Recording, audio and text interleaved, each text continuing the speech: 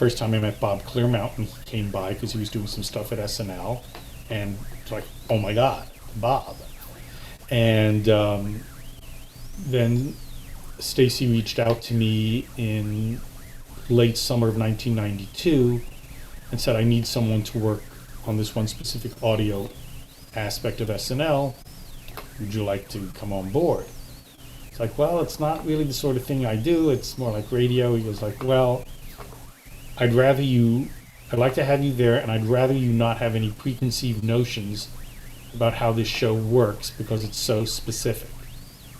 And it's so developed over time. I mean, there's a lot of stuff that happens there that are kind of unique to the way the show works. Did you have any preconceived notions, like, anyway, that you were thinking about going in? No, I guess I just didn't have, I had no concept of just the sheer stark terror of being live on the air. And I tell people now, if I kind of can be at the show somewhat like chewing gum and walking, or playing piano and talking, or keeping an eye on words with friends or whatever.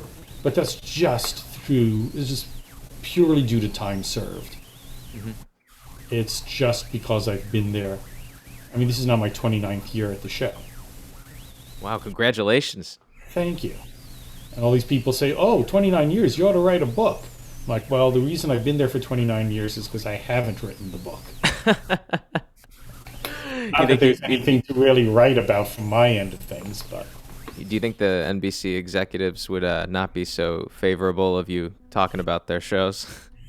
There are plenty of times when people say, oh, could you do this? Could you get me that? Can I do this? Can I do that? And, a lot of civilians ask. I was like, you know what? Part of the thing is I have to demonstrate a certain intelligence that I know what's cool and what's not cool. And the bigger thing is, and it's spoken, but it's largely unspoken most of the time, is that for the host and the guest music, they are working, as we all are, they call it the Chuck Yeager learning curve, to get to 11:30 on a Saturday and then hope for a smooth landing at 1 a.m. Mm-hmm. And in that time, in that ramp up to that time, and then while you're on the air, you're kind of in a protective cocoon, a protective bubble. It's like, if you are that guitarist and at your 10,000th and 1 hour, everything starts sounding magnificent, you don't want anyone to listen to what you were doing in hour 1 or hour 73. So that we have to afford them the cocoon, that protective, while the show is pupating, they have to have that ability to do that. So that's why you don't say, oh, could you get this person to say something to me on my phone? I'm like, no. Yeah, because they're just trying to go in and do their job. They don't want to be hounded by a bunch of people who want a free, basically a cameo. A fellow I used to work with there is retired, one of the audio assistants, was telling me that he was once saying to someone who's like, oh, when the guy first started working there, oh, this is great because I'll get to meet all these people and we'll hang and this and that. And this guy said, you know what? These are big time celebrities. They got plenty of friends. They don't need any more friends. Do you know what they need? They need a microphone. Put it on them and get them out on the stage. Mm-hmm. I know some people, because when I was in high school, I was definitely more of the starstruck kind of person. Mm-hmm. And then I met so many people who were just like fiending to like be in the company of successful or famous people that it almost turned it away. I mean, when I was in high school, the idea of, like, if I saw someone like, I don't know, Howard Stern, I would have been flipping out.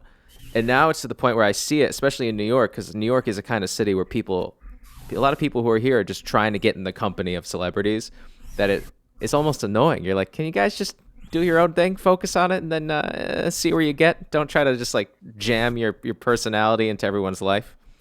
Going on a little rant. My kids get on my case about that. We were talking about something the other day I said like, oh, not, like the Wayne's World thing of not. Yep. And I said, I remember, because when that first hit, I said, yeah, I remember there was this thing in the Times crossword puzzle, like Wayne's World negative or something, and it's like not. And I was working at the show that day, and I was out at the craft services area, also affectionately called the Trough, and there was Mike Myers. I said, "Oh, dude, check this out." And my daughter's like, you can't just do that. You can't just say, "Oh yeah, that's what I was talking about." Yeah, but it's not meant to be douchey. Yeah. It just is. You Well, it know. seems like you guys kind of have more of it seems like there's kind of a family vibe at SNL. Tell me if I'm totally wrong. It just from talking to people, like talking to you. I had Don Roy King on my show, and then Lenny Pickett last week. It just seems like everyone seems pretty close knit. So something like that doesn't seem totally out of the ordinary, especially if once you've had such a tenure there, 29 years now, that it seems like you can be a little bit more relaxed. Well, yeah. I mean, as I say, we put the fun in dysfunctional as a family. Um, it is. Although there are some people, I say it's like being in college, where you can be on the campus going back and forth. We'll see that person like, "Hey, how you doing?" You see them all the time. You don't know their name, you don't know their major, you don't know where they live or where they're from. You just know they belong there. There are plenty of crew people. You'll say, "Hey, how you doing?" and so forth. I don't know their names. I don't know what they do. I mean, it's a massive crew between the stage hands and the painters, the overnight crew. There's overnight set people I probably never see. I've gotten to know some cast members over the years. You'll have a little schmooze or something like that. But it's not the be all and end all of it and so forth. And I know that it is a very cool privilege to work there. It's amazing to walk in and out of NBC. The building is such history, so amazing. And in this day and age right now, with all of the, just the health, what am I trying to say here, all the pandemic accommodations, it's become a little less familial in that I work in a separate studio now. Jay and I work remotely from each other on identical consoles. I'm burrowed into other things, so to work upstairs.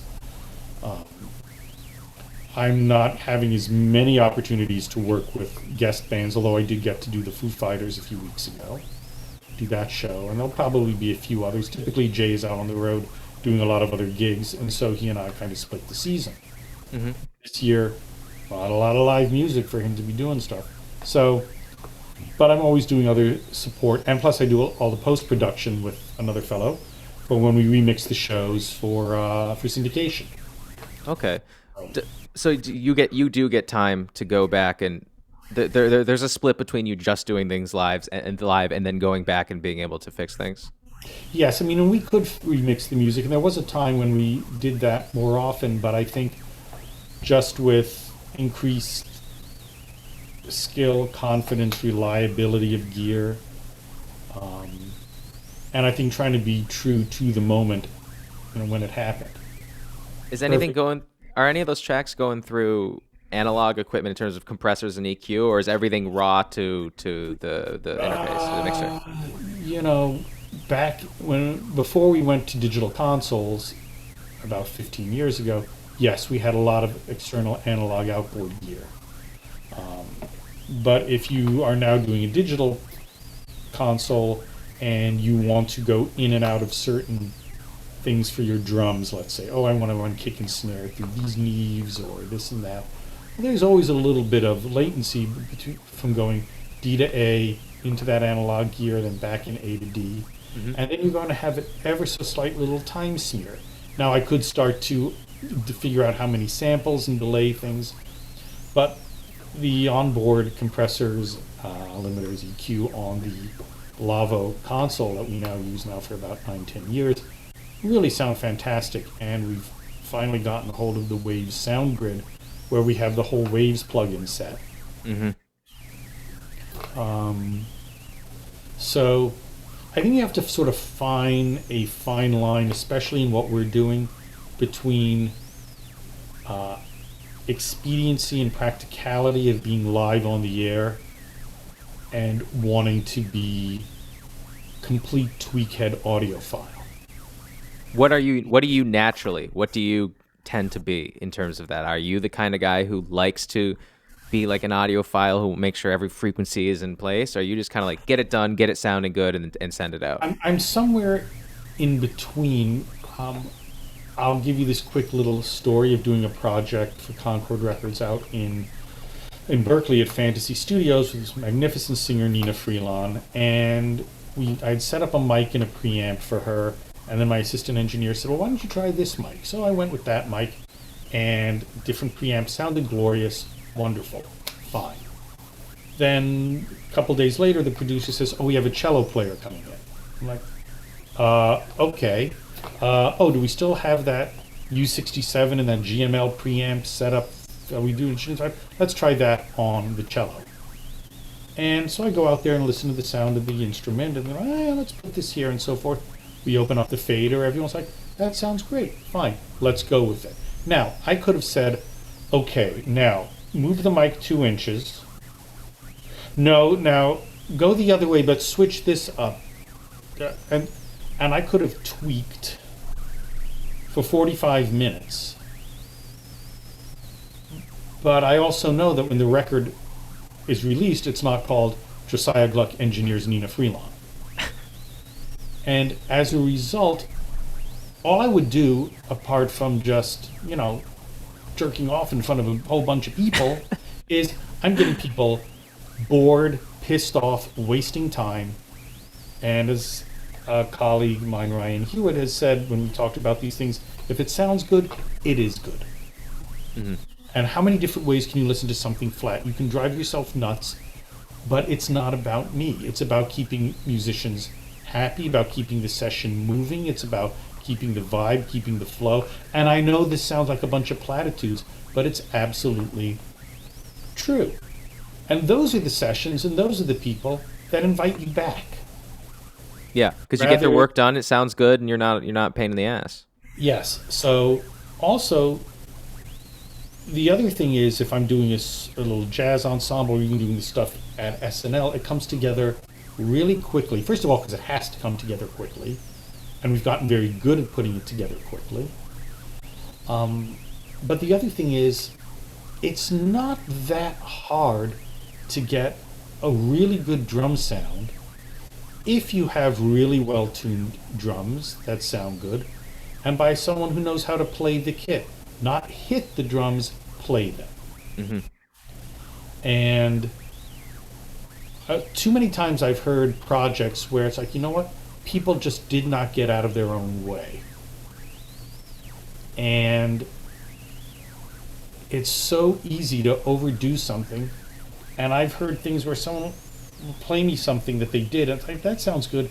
And I'll think, that snare drum sounds like a soggy hat box. How did you miss that? Were you so focused on the Ocarina Zither Moose Call that you forgot about the snare? And you have to find a nice way to go like, well, maybe that could be a little brighter. I don't know, man. What do you think? But, so yeah, I definitely fall somewhere in between.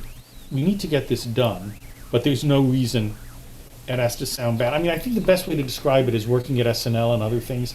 There was a point when I'd sit there and be like, man, this does not sound good. And I'm just stymied as to what to do. I'm not happy with this. Rarely is that the time. Now it feels like, there's a problem here, but I know exactly what it is and I know exactly how to fix it. And when did that start? How long ago did that start where you really were feeling confident that you knew exactly what you needed to fix when something was wrong? Oh, I don't know. In this audience, I can say, oh, well, what time is it? No. I know it's, maybe 20 years ago or so, but I'll tell you something. It's a constant learning curve. It's a constant process. If I'm assisting Jay for the week because he's there and he's setting up some toms or EQing whatever he's EQing, I'll be sitting there watching some dials. Maybe he'll nod at me to take care of something or work on other things. But you know what I'm also doing? It may be, I don't know, the 1,000th or 25,000th tom hit I've heard in EQ. I'm watching, I'm listening, I'm learning. There's absolutely no reason to think that, oh, well, I got this now.